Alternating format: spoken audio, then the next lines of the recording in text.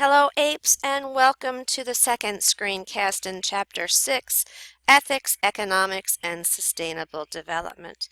All right, let's define ethics. Since we're going to be talking about ethics, let's define it. It is the study of good and bad and right and wrong.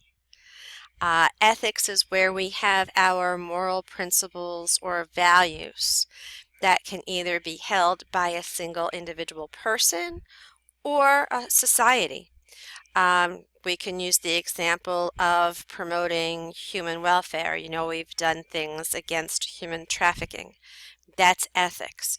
We maximize freedom, we minimize pain and suffering when we talk about ethics. So there are two main ethical groups, the relativists and those who believe ethics varies with social context, and the universalist. And those are the people who believe right and wrong remains the same across cultures and situations. So think a minute. What are you? Do you relate more to the relativist? Um, it it varies with social context, or are you a universalist where there's clear right and wrong, and that right and wrong is the same for everybody, no matter what their upbringing, no matter what their situation is? When we consider ethics based on those, it is a perspective or a pursuit.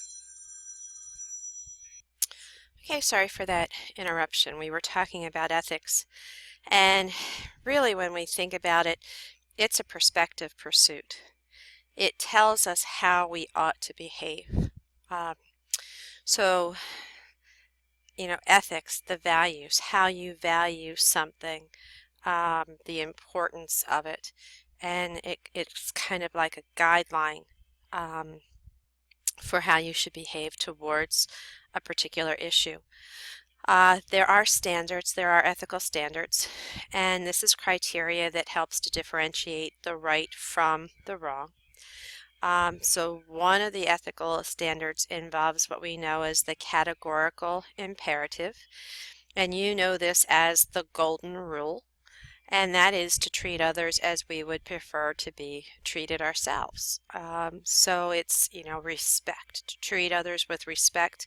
If you do, you'll get respect back. So golden rule, and most world religions teach the same lesson. So it doesn't matter if you're Catholic or Buddhist or Muslim or Jewish, whatever your faith system is, somewhere in their practices is that golden rule, and that is to treat others as we would prefer to be treated ourselves. Another ethical standard is called the principle of utility. And this states that something is right when it produces the most practical benefits for the most people. So it's like the good of the many outweigh the needs of the one, or the needs of the many outweigh the needs of the one. So if it's better for most people, then we're looking at the principle of utility. That instead of it, if it's good for just you, who cares? But if it's good for everybody, then that's where the value is. And does that make sense? I hope so. When we look at value, we value things in two ways. One is called the instrumental value, and our book is going to refer to this as the utilitarian value. And this is the value that something has for its pragmatic benefits by using it. So, for example, forests are valuable because we can harvest timber from them. That is the pragmatic benefit of it.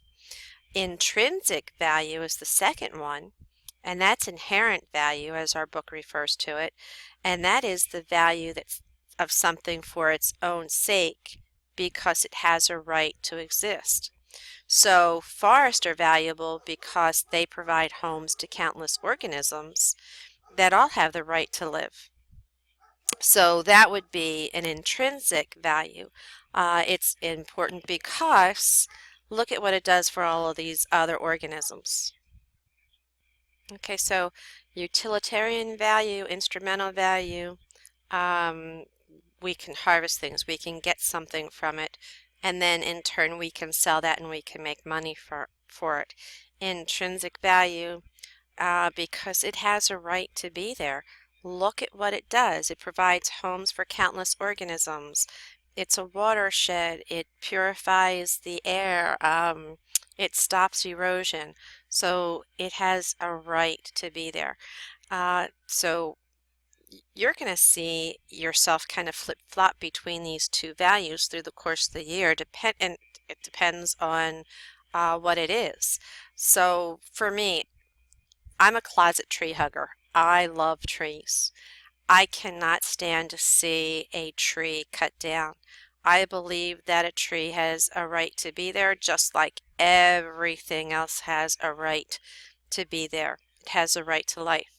However, I also believe that if something that we have produces something that we need, then we have the right to harvest that. We have the right to use that as well. So if we're, planting our gardens to produce tomatoes, we have a right to those tomatoes. So you'll see you'll go both ways with your values on this. So as I just said, things can have both an instrumental and an intrinsic value. But then when we look at people, different people emphasize different values on them. Costa Rica, if we go back and we look at their example, they're paying to protect the ecosystem services, and that's an attempt to quantify their forest intrinsic value. We started to talk about that, but we didn't really go too far into it. The program has really cut back deforestation, and new forests are really growing. If you're looking at page 134, there is a picture that shows in 1940 how much forest was there. Then 1987, you can see how much was cut down. And then in 2005, you can see that more forest is growing back. The program that they have will actually pay, as we talked about, pay the farmers a certain percentage for protecting. And in your assignment for this, I'm going to have you watch some YouTube videos that takes this a little bit further so that you can see the program.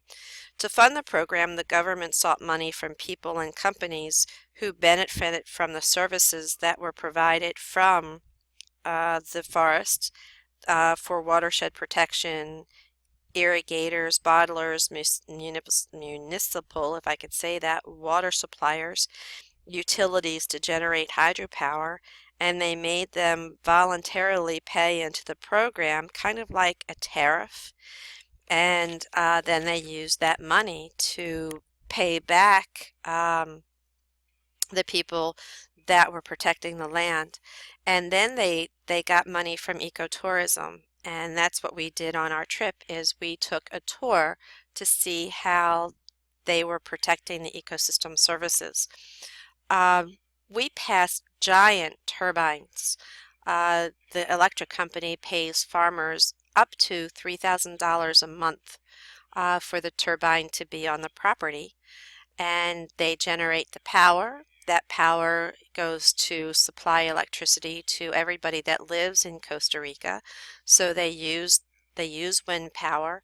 The farmer is getting money for his land so that he's not developing any further on the land, and it's protecting that land.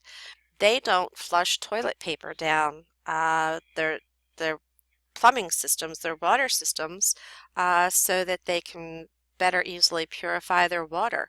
That goes in trash cans and then taken as municipal waste rather than within the water waste. So that's one of the things that they do. They design their homes so that they don't require air conditioning, so that there's a better airflow through. On average, a month, somebody in Costa Rica pays about $60 in electrical expenses. They don't have to heat their home because it's warm all year round, so that's one of the reasons why. So they provide all of these services.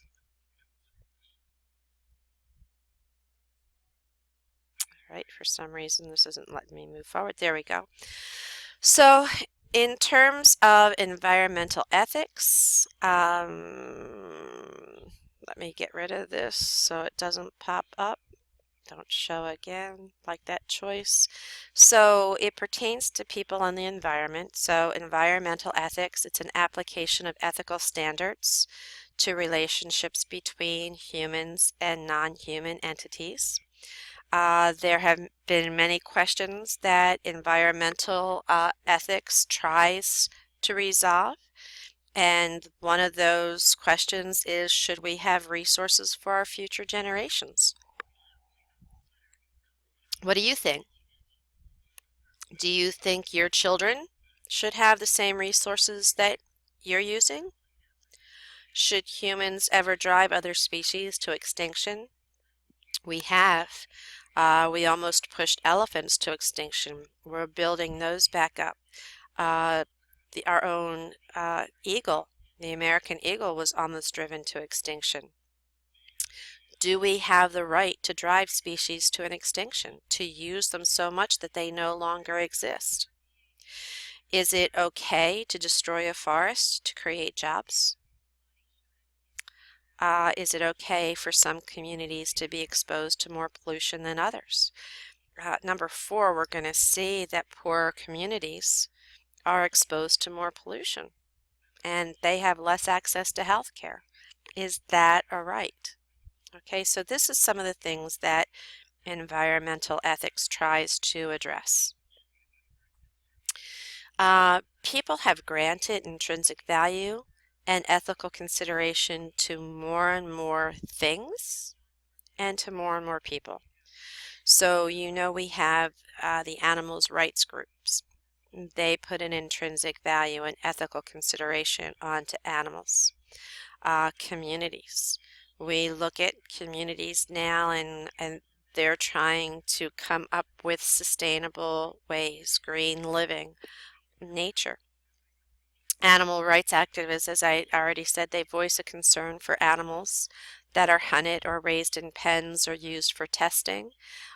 They even go as far as how you buy the animals. You get a pet from a breeder. Are they ethically breeding? Is it humane? This helps to raise economic prosperity and it broadens that ethical domain.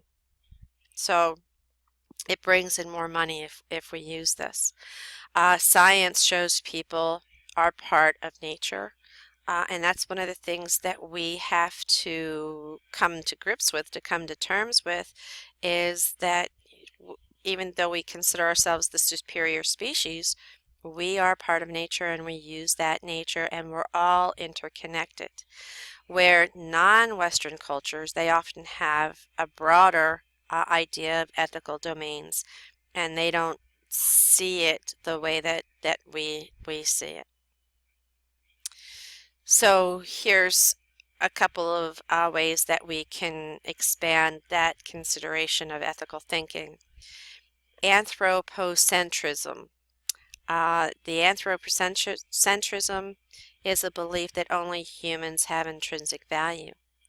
And there are people, there are groups, there are organizations that believe that strongly.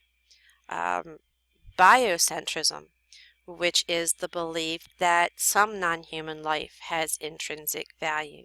So not all, but cats and dogs and cattle, larger organisms like that. Not smaller ones, not rats, not monkeys, not apes. Not that they're smaller, but they don't have as much value. And then the ecocentrism, which is a belief that the whole ecological systems have value. And people label ecocentrism more as a holistic perspective that preserves connections. Coming to the end of this screencast, we'll see you in the next one in a few minutes.